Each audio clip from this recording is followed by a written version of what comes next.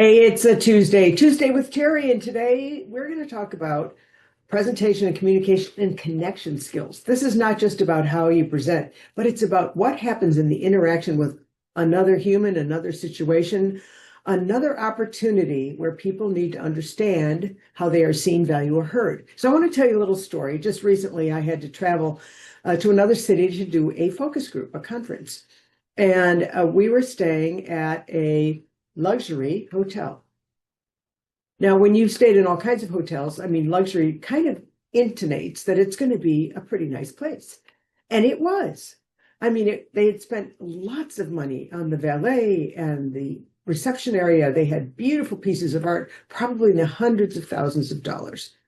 And they had one problem, one weak link. And let's just call him Sam. And Sam was at the desk when we checked in. Now, I want you to know that everybody, and I know this better than anybody, has a bad day. Things don't go well, you don't feel well, you've had some cranky people, whatever. But Sam represented the face of this luxury hotel. And quite frankly, checking us in, he was a little bit stiff. Matter of fact, he never smiled. He never said, welcome. How can I help you? And I always like to make people feel comfortable, and he absolutely would not respond. So we get to the room and everything's fine. During that time, we brought an entire event to this hotel. So it was not just us staying there, the whole, group, the whole team. So there were several rooms involved, and there was banquet and, catering and the whole thing. He was rude and continued to be rude the entire time we were there, to the point where he was actually obstinate. This is what occurred to me. I'm looking at this beautiful hotel. I'm looking at the money, the detail, the expense, the income, the brand.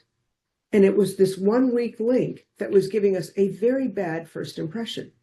Now, may I tell you that the rest of the team was outstanding. The catering couldn't be more helpful. The valet couldn't be more helpful. Everybody in the restaurants was extraordinary. And I mean, not just good, not great, extraordinary, except for Sam.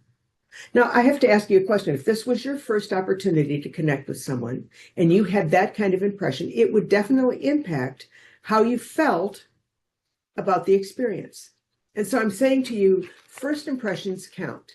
And like I said, everybody's entitled to a bad day, but how you breach the brand of professionalism, connection, authenticity, transparency. If you are a luxury hotel and you're spending billions of dollars on the fretta, linens and whatever, and you have this cranky butt in the beginning, what's that going to do to your impression about going back, about repeat business? People want to be seen, valued, and heard.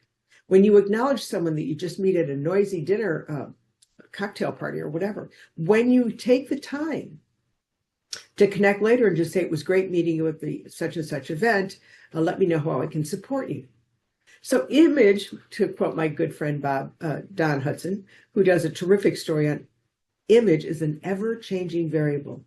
Now, Sam could have been the next day been cheerful and warm. As a matter of fact, when we left the building, which is very early morning, we walked past the desk, he never even said good morning. He made no eye contact.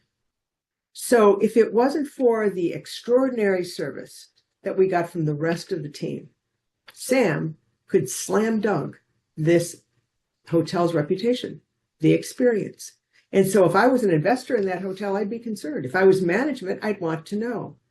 So let's just, going forward, understand that first impressions count. When people feel seen, value, and heard, even if you're not a fluffy person and you don't want to go into conversation. I mean, the TSA people were more cheerful than this guy. It makes sense, if you're going to have consistency of brand, that your communication, how you communicate, what's your eye contact, tone of voice, and your ability to reach out and help someone is going to count. So this week, just this week, especially with the way people are communicating or not around you, whether it's in on a bus line or whether it's at a restaurant or in a waiting room, be your best self, because that will definitely impact everybody's day and their day and the day that people they connect with, because that's how we connect as humans. So don't be a Sam.